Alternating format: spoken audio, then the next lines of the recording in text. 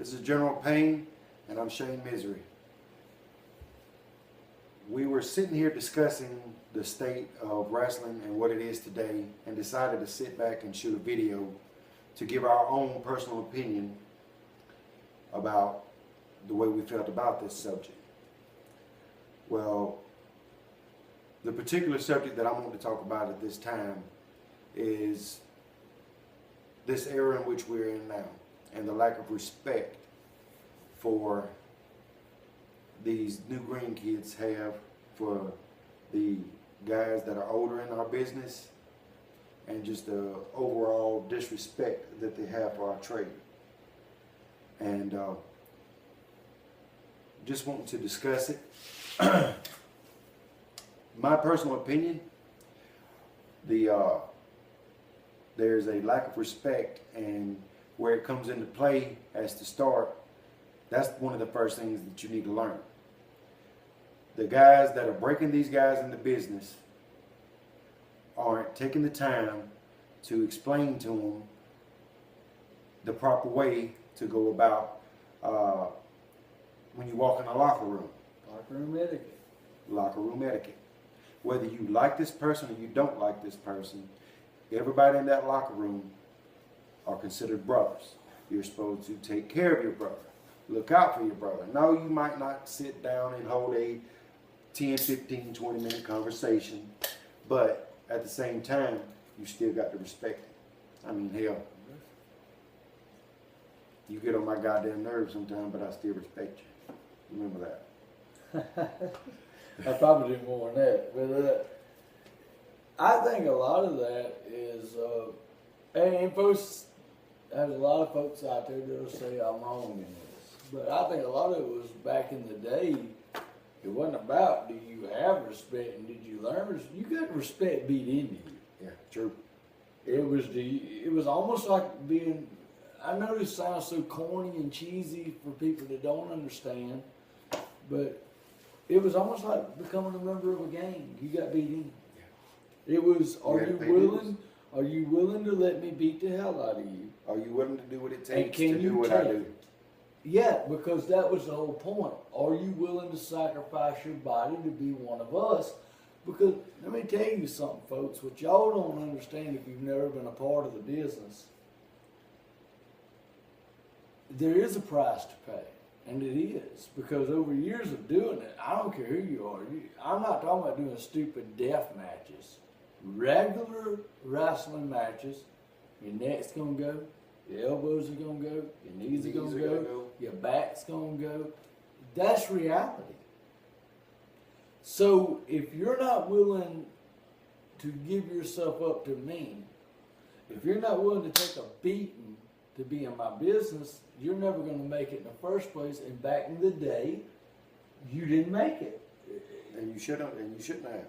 No. And I think what it is guys who run schools. Because let's face it, there's a school at every corner now. Yeah. And guys that run schools is all about doing what? That money. Give me a quick $1 and I'll train you. But you didn't train him, because that's not training somebody. If you're not willing to give your body up to be in the business, then that's not training you.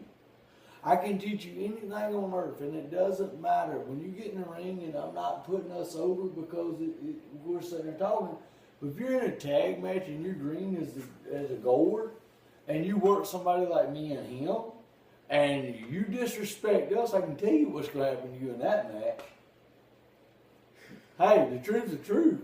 I'm going to get in there with you, and I'm not going to like what you're going to do, and I'm going to throw one spud on you, and I'm going to tag him and say, shoot, Shane, shoot, and then Shooter Shane's going to do what Shooter Shane does.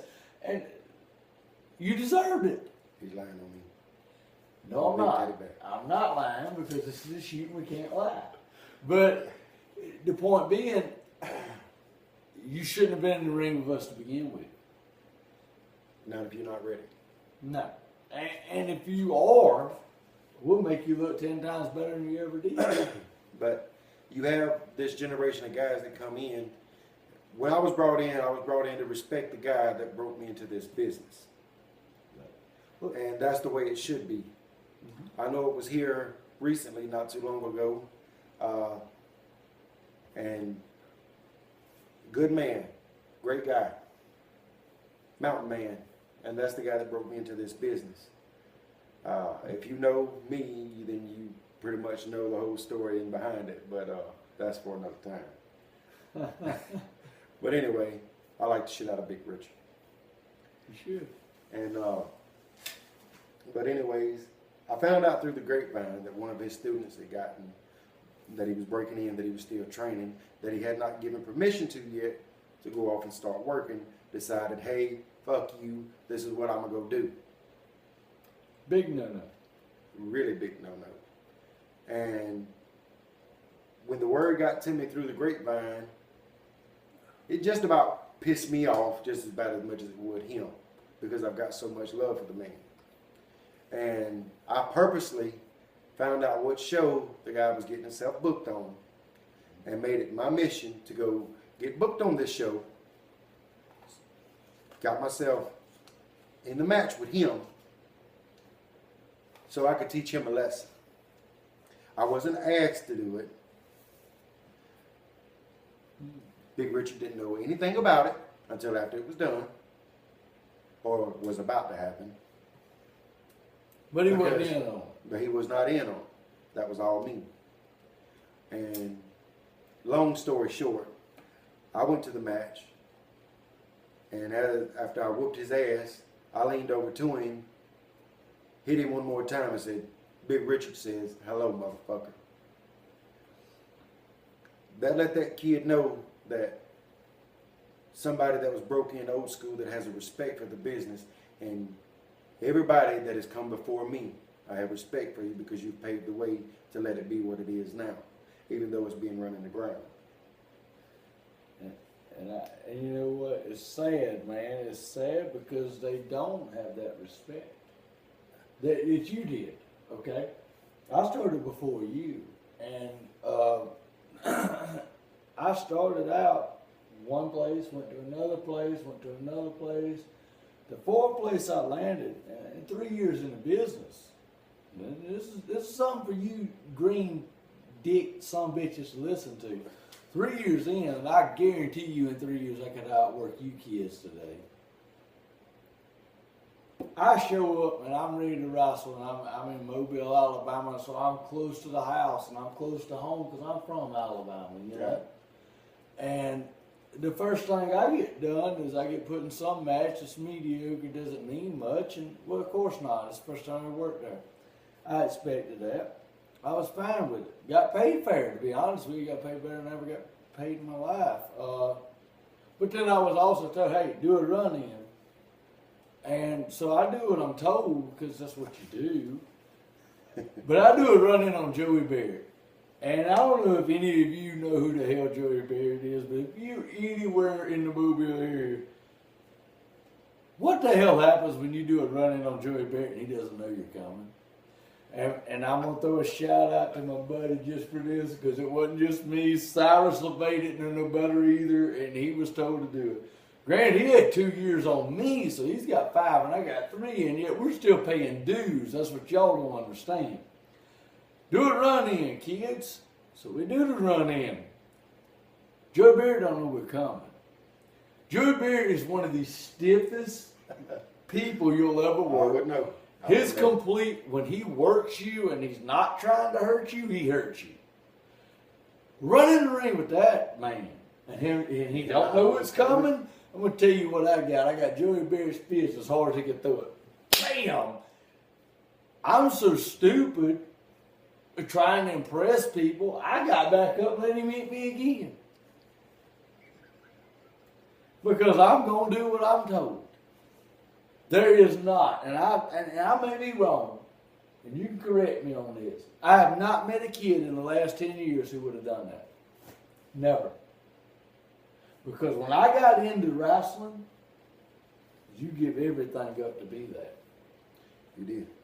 And now I will say this, and I said it before, and I'm going to say it again. A lot of the lack of respect it's coming from these guys that are breaking these new guys into the business.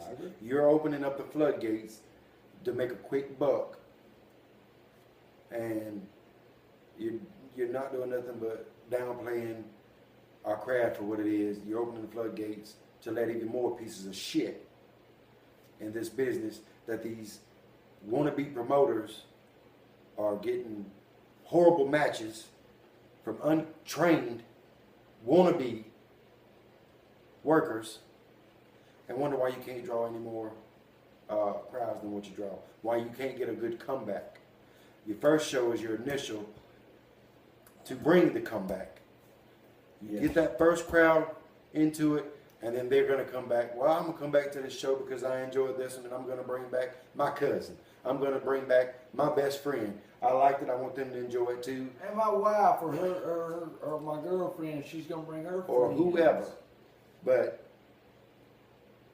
in a nutshell,